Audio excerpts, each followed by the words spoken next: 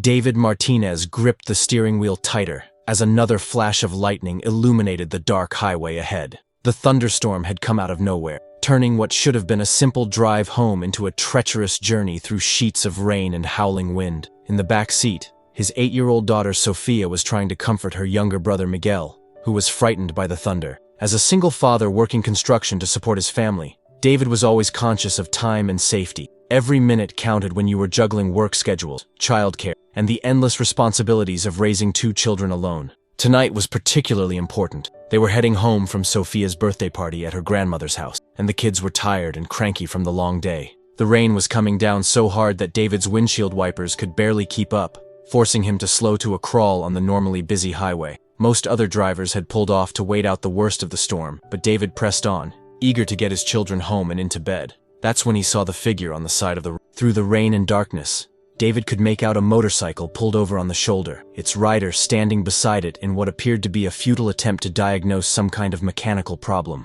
The man was soaked to the bone, his leather jacket providing little protection against the driving rain. David's first instinct was to keep driving. As a single parent, he had learned to be cautious about stopping for strangers, especially in isolated areas during bad weather. But something about the scene tugged at his conscience. The helpless figure struggling alone in the storm, the obvious desperation of someone stranded far from help. "Daddy, why is that man standing in the rain?" Sophia asked from the back seat, having noticed the motorcycle as well. David slowed the truck, his mind racing through the potential risks and benefits of stopping. The responsible thing would be to call 911 and let the authorities handle it. But his phone showed no signal in this remote stretch of highway, and the nearest town was still 20 miles away. Chapter 2. The Decision. David pulled his pickup truck onto the shoulder about 50 yards ahead of the stranded motorcycle, his hazard lights cutting through the darkness as he considered his options. The rain was showing no signs of letting up, and the temperature was dropping rapidly as the storm system moved through the area. In his rearview mirror, he could see the biker still struggling with his machine, occasionally looking up hopefully at the few vehicles that passed without stopping. The man's posture spoke of exhaustion and frustration, and David realized he had probably been stranded for quite some time. "Stay in the truck, kids," David said, reaching for his rain jacket. "I'm going to see if I can help that man." Sophia looked concerned. "Is it safe, Daddy?" David paused, considering the question seriously. His daughter had learned to be cautious because of their circumstances, and her concern was valid. But David had been raised to help others when they were in need, and he couldn't shake the image of someone's father or brother stranded alone in this weather. "I'll be careful," he promised, pulling on his jacket and stepping out into the storm. The rain hit him like a physical force, immediately soaking through his clothes despite the jacket. David jogged back toward the motorcycle, his work boots splashing through puddles that had formed on the asphalt. As he approached, the biker looked up with a mixture of hope and wariness. He was a large man, probably in his 50s, with graying hair and a beard that was dripping with rainwater. His leather jacket bore patches and insignia that David didn't recognize, but his expression was grateful rather than threatening. "Engines blown," the man called out over the sound of the storm. "Been trying to get cell service for 2 hours, but there's nothing out here." David nodded, understanding the situation immediately. "I've got a truck. Can we load your bike in the back?" The biker's eyes widened with surprise and relief. "You'd do that?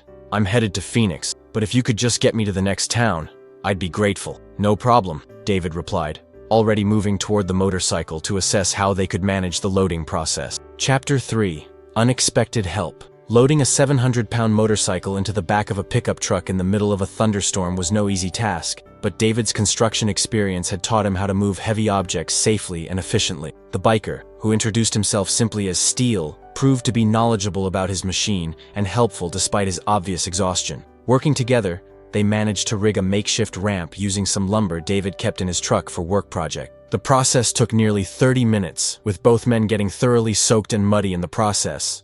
But they finally secured the motorcycle in the truck bed. "I can't thank you enough," Steele said as they climbed into the cab of the truck. "Name's Steele Thompson, and I owe you big time for this." David started the engine and pulled back onto the highway. "David Martinez, just glad I could help. There's a truck stop about 15 miles ahead that should have a mechanic." As they drove through the storm, David learned that Steele was a member of the Hells Angels, traveling from a chapter meeting in Denver back to his home in Phoenix. The revelation might have concerned David under normal circumstances, but Steele's genuine gratitude and respectful demeanor put him at ease. "You've got kids," Steele observed, noticing the car seats and toys scattered in the back of the 2, David replied. "Sophia's 8, Miguel's 5. We were coming back from Sophia's birthday party when I saw you. Steele turned to look at the children, who had been quietly observing the stranger their father had brought into their truck. "Happy birthday, Sophia," he said gently. "Sorry your dad had to stop and help an old biker," and Sophia smiled shyly. "It's okay. Daddy says we should help people when—" The simple statement seemed to affect Steele deeply, and he rode in thoughtful silence for several minutes as they made their way toward the truck stop. When they arrived at the 24-hour facility, Steele insisted on paying for gas and buying dinner for David and his children, despite David's protest that no payment was necessary. "You didn't have to stop," Steele said as they parted ways at the truck stop. "Most people wouldn't. That means something." Chapter 4. The Repair Shop. The truck stop's mechanic confirmed what Steele had suspected. His motorcycle's engine was completely destroyed and would require a complete rebuild that could take several days. The nearest Harley-Davidson dealer was in the city, another hour's drive away, and they were closed until Monday. David found himself in an unexpected situation. He had planned to drop Steele off and continue home, but the reality of the biker's predicament was more complex than either of them had anticipated. Steele was stranded without transportation, facing the prospect of spending days in a truck stop waiting for repairs. "Look," David said, making a decision that surprised even himself. "I live about 40 minutes from here. You're welcome to stay the night and figure things out in the morning. I've got a couch, and it's better than sleeping in a truck stop." Steele stared at him in disbelief. "You're inviting a complete stranger to stay in your home with your kids?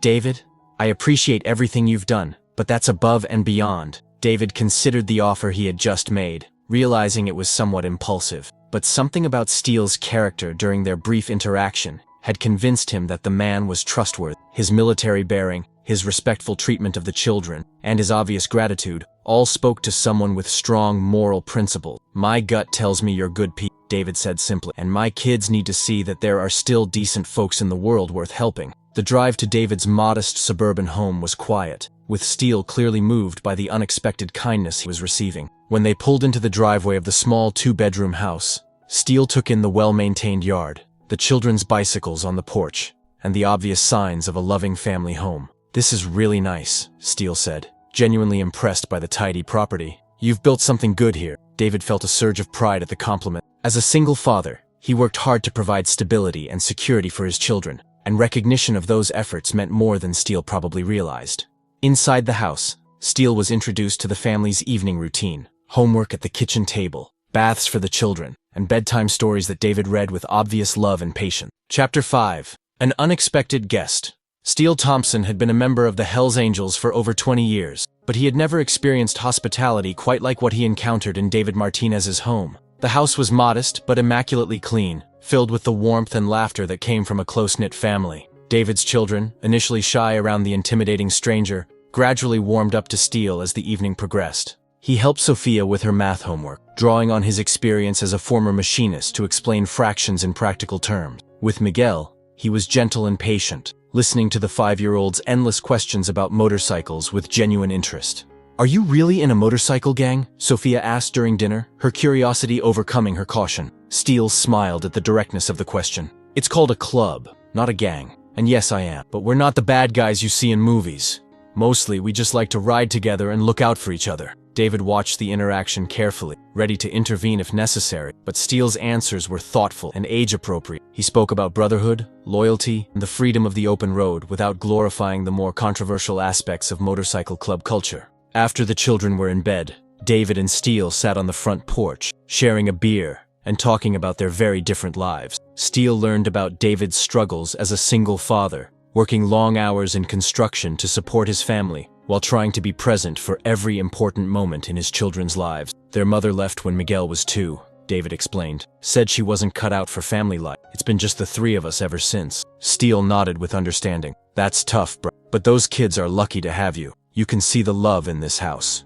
In return, Steele shared stories about his own journey: military service, years of wandering, and eventually finding purpose and family within the motorcycle club. He spoke about the brotherhood with genuine affection, describing a community of men who had chosen each other as family. "People see the patches and the bikes, and they think we're all criminals," Steele said. "Some clubs give the rest of us a bad name, but most of us are just regular guys who happen to love motorcycles and value loyalty above everything else." As the evening wound down, both men felt an unexpected connection. Chapter 6. Morning Revelations. David woke early, as was his habit, and found Steele already awake on the living room couch, carefully folding the blankets he had been given. The biker had clearly tried to minimize any disruption to the family's morning routine, and David was touched by the consideration. Over breakfast, Steele entertained the children with stories about his travels across the country, describing landscapes and adventures that seemed magical to kids who had rarely been outside their home state. His tales were carefully edited for young audiences, focusing on the beauty of the open road and the kindness of strangers he had met along the way. "Have you been to the Grand Canyon?" Miguel asked, his eyes wide with wonder. "Many times," Steele replied.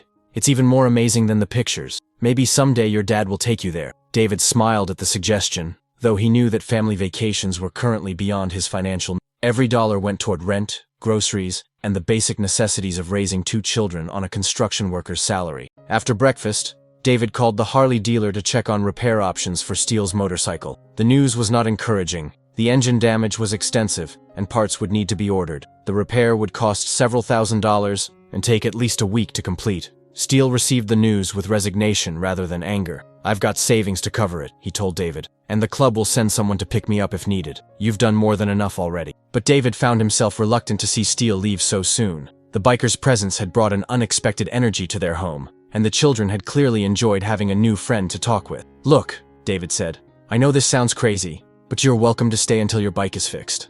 I've got to work, but the kids are in school and you could use the time to rest up." Steele was clearly moved by the continued generosity. "David, I can't keep imposing on your family like this.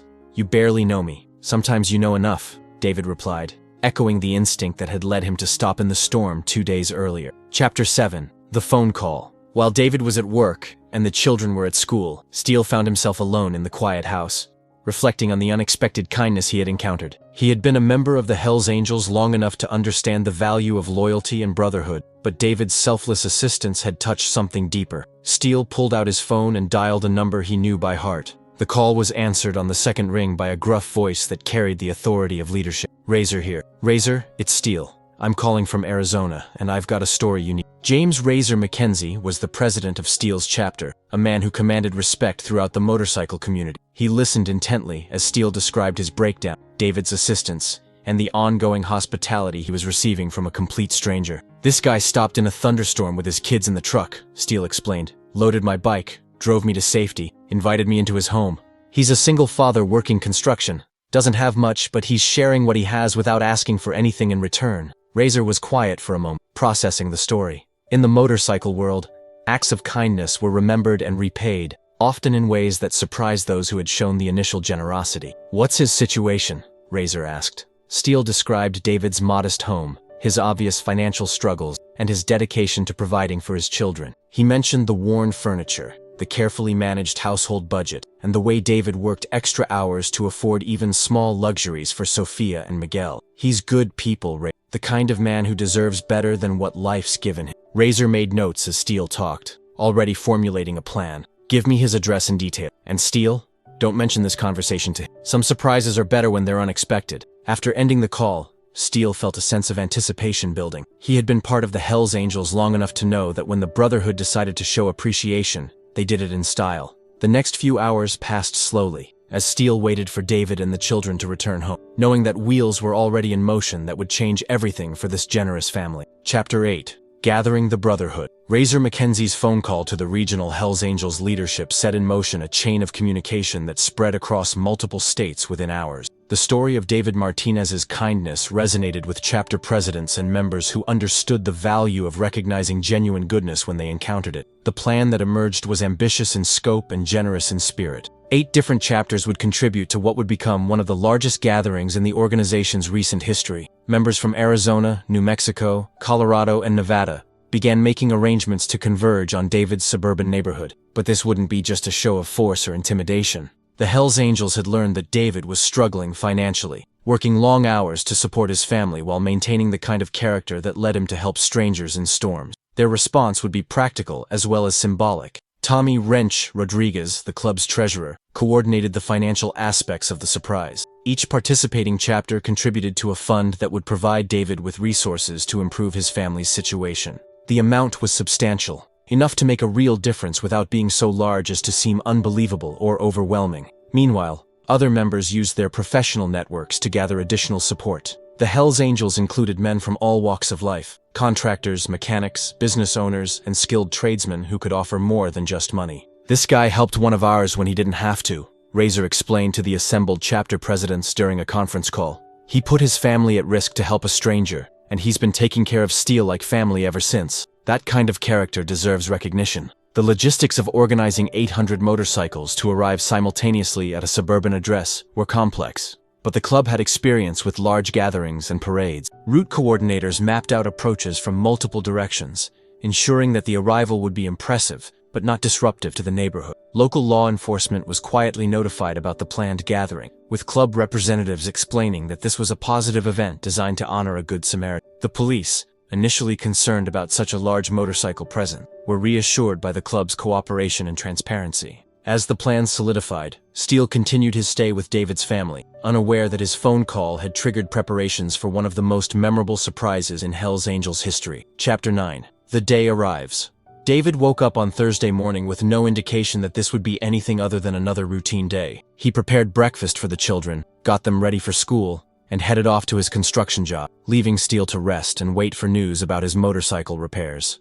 The workday was typical for David, physically demanding labor under the Arizona sun, building homes for families who could afford what he could only dream of providing for his own children. He took pride in his craftsmanship, but the constant financial pressure weighed heavily on his mind. During his lunch break, David called home to check on Steele and learned that the motorcycle parts had finally arrived at the dealer. The repairs could begin immediately, meaning Steele would probably be able to continue his journey within a day or two. "I'll miss having you around, David. The kids have really enjoyed your stories, and it's been nice having another adult to talk with." Steele's voice carried an odd note of anticipation. "It's been my pleasure, brother. You've given me something I didn't know I needed." As David returned to work for the afternoon, he had no idea that hundreds of motorcycles were already converging on routes leading to his neighborhood. The coordination was precise, with groups timing their arrivals to create maximum impact while minimizing disruption to local traffic. Steele spent the afternoon in nervous anticipation, occasionally looking out the windows and checking his phone for updates from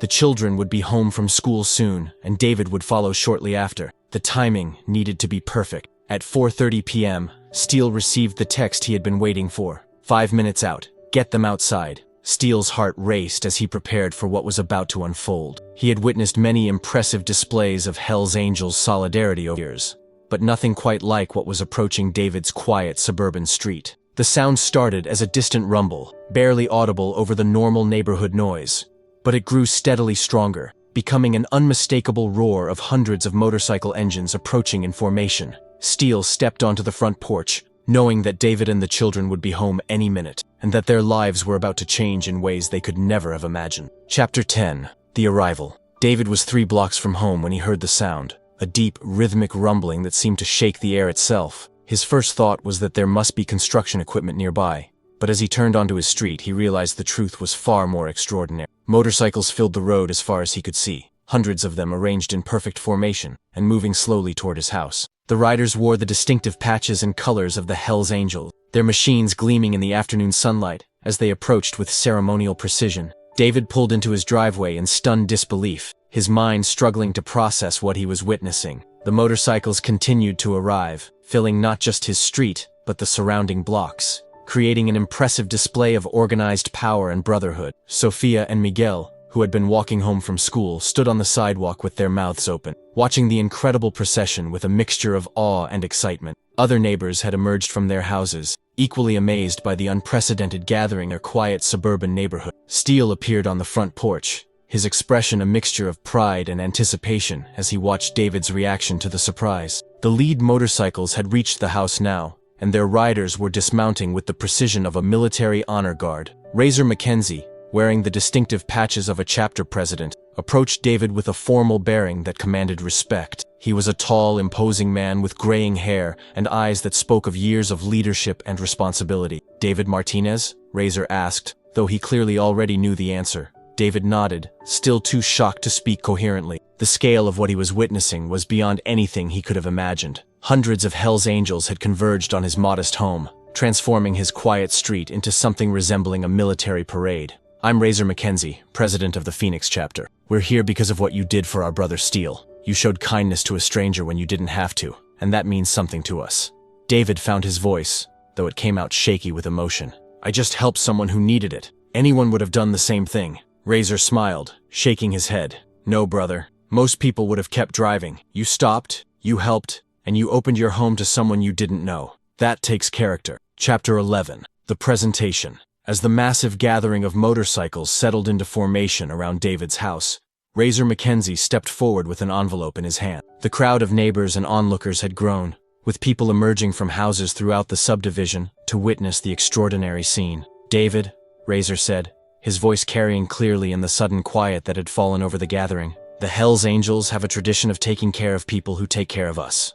You helped our brother when he was stranded, and you've shown him the kind of hospitality that restores faith in humanity." David looked around at the sea of leather-clad figures surrounding his home, still struggling to believe that his simple act of roadside assistance had triggered such an overwhelming response. Sophia and Miguel stood close to their father, their eyes wide with wonder at the spectacle unfolding in their front yard. "We know you're a single father working hard to provide for your family," Razor continued. "We also know that good people like you deserve support from their community. So we've put together a little something to show our appreciation." He handed David the envelope, which was thick with what appeared to be official document. David opened it with trembling hands, his eyes scanning the contents with growing disbelief. Inside were the deed to his house, completely paid off, along with college fund accounts that had been established for both Sophia and Miguel. The amounts were substantial, enough to ensure that both children could attend any university they chose without financial burden. "This can't be real," David whispered, his voice breaking with emotion.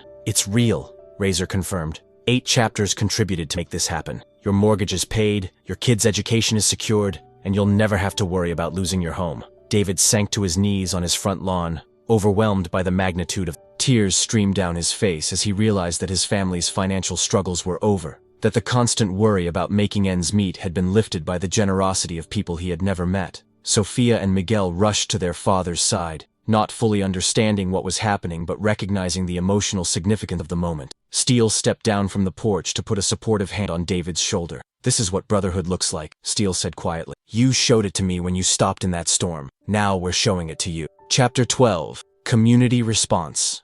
The gathering of 800 Hells Angels in David's suburban neighborhood had attracted significant attention from local media, who arrived to document what was clearly an unprecedented event. The story of a single father's kindness being rewarded by the motorcycle community captured the imagination of viewers across the region. News crews interviewed neighbors, who spoke about David's character and his reputation as someone who was always willing to help others. Mrs. Patterson, an elderly widow who lived next door, told reporters about the times David had helped her with yard work and home repairs without being asked. "David is the kind of neighbor everyone wishes they had," she said. "He's raised those children to be respectful and kind, and he's always the first person to offer help when someone needs it. If anyone deserves this kind of blessing, it's him." The Hells Angels members were also interviewed, with many speaking about the importance of recognizing genuine goodness when they encountered it. Their articulate, thoughtful responses challenged stereotypes about motorcycle and demonstrated the values that guided their community. "People see the patches and the bikes and they make assumptions," explained Tommy Rodriguez, the club treasurer. "But we're fathers, grandfathers,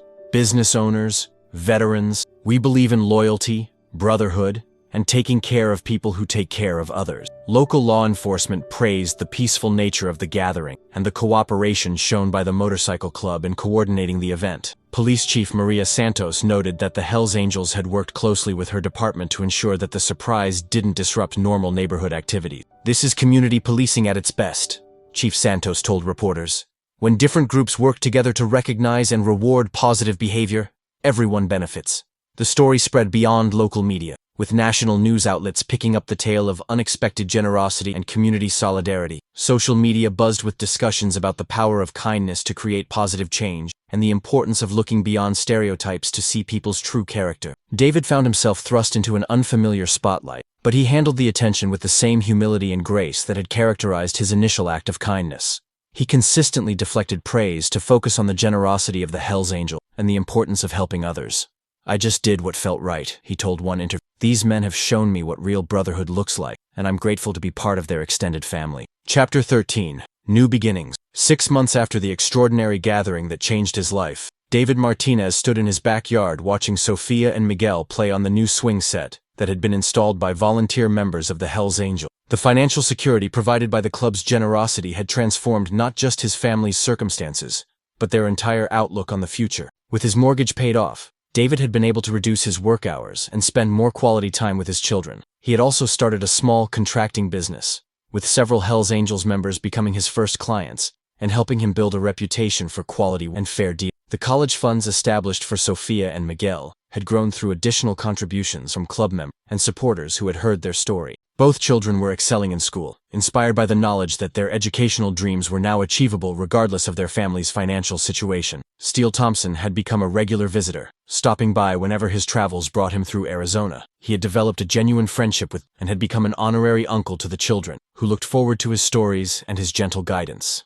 "You know," Steele said during one of his visits, "that night in the storm changed my life too. You reminded me what real kindness looks like, and you showed me that family isn't just about blood or patches, it's about people who choose to care for each other." The relationship between David's family and the Hells Angels had evolved into something deeper than gratitude. They had become part of an extended community that valued loyalty, generosity, and mutual support. David often attended club events, where he was welcomed as an honorary member and treated with the respect reserved for family. The story of their encounter had inspired others to look for opportunities to help strangers in need. Local media regularly featured follow-up stories about acts of kindness inspired by David's example, creating a ripple effect of positive behavior throughout the community. As David watched his children play in the security of their own backyard, he reflected on how one decision to stop and help a stranger had transformed their lives.